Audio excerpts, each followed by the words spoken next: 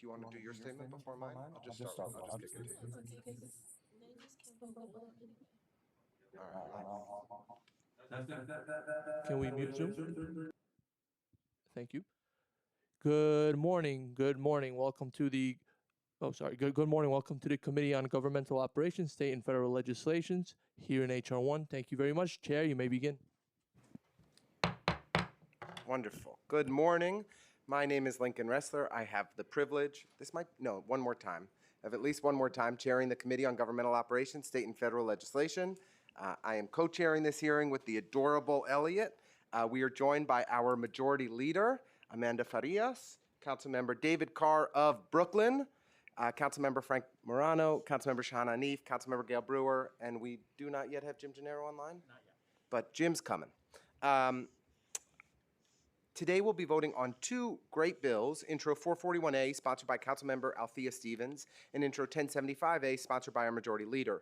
Intro 441A would require the Department of Education to provide voter registration forms and voting information to high school seniors. This bill also requires DOE to report annually on efforts to distribute voter registration forms and information in schools. This bill is a really critical step towards increasing civic engagement for our young adults and reducing barriers to voter registration.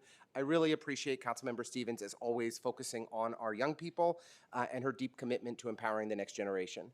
Intro 1075A would require the borough presidents to work with the Civic Engagement Commission and DCAS to provide annual training on the council's legislative process and rules of parliamentary procedure for community boards. It will also require the mayor to designate an agency to provide the same legislative training to precinct community councils, community education councils, business improvement districts.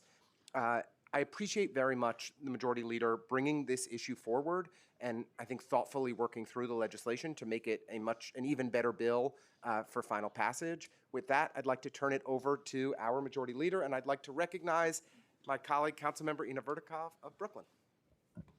Thank you so much, Chair Ressler, and thank you to the members of the committee for the opportunity to speak on Intro 1075.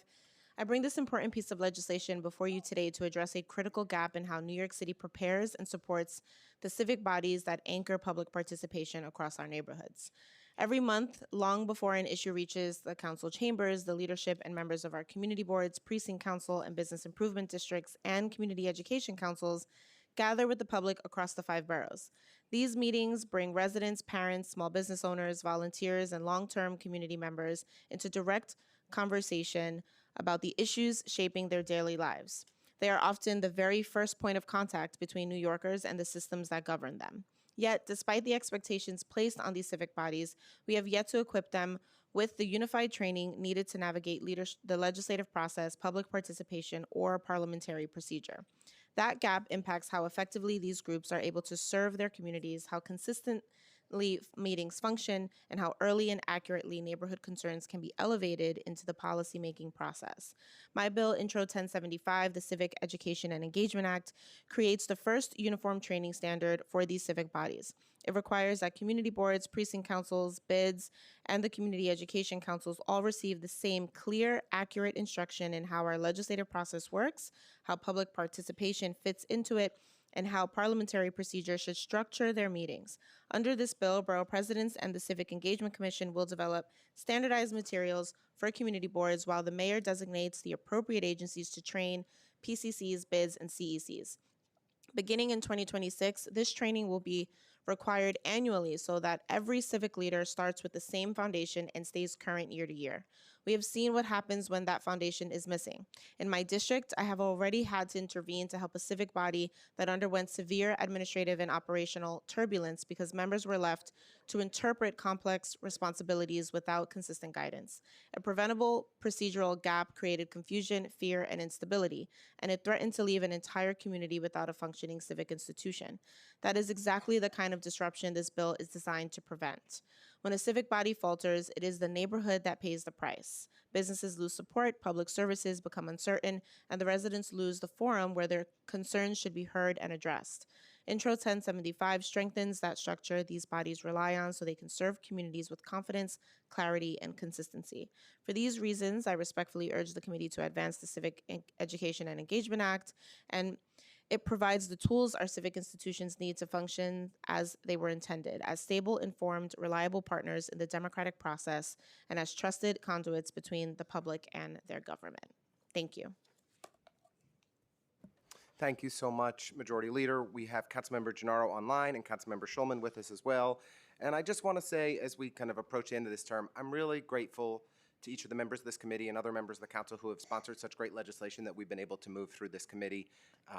In bills like Althea, Councilmember Stevens and Councilmember Frias's are like great bills that I think make our city better, and especially the Majority Leader's legislation will make these volunteer bodies more effective, more informed, and I'm just appreciative of the bill and appreciative that we were able to get this through the council. So with that, encourage the clerk to call the roll. Good morning. William Martin, Committee Clerk. Roll call vote. Committee on Governmental Operations, State and Federal Legislation. Both items are coupled. Chair Ressler. Elliot? We vote aye. Thank you. Gennaro. I vote aye. Oh, Thank you. Jim, I'm sorry. Brewer. I vote aye. I do want to point out that as borough president, I already did all the parliamentary procedures. And I also want to point out that I don't think it's great to, I'm voting aye, but to coordinate with the mayor's office doesn't work. The borough president should do it, and they should do what we did, which is collaborate with the associations that teach and know parliamentary procedure. People in government do not know it, and it should be done with an outside professional organization. Thank you. Gutierrez. Hanif. Aye. Schulman. Aye. Carr. Aye. Vernikov. Aye. Morano. Aye. With a vote of 8 in the affirmative, 0 in the negative, and no abstentions, both items have been adopted by the committee.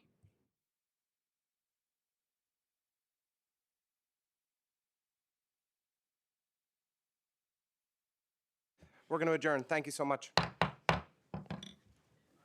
Thanks, everybody.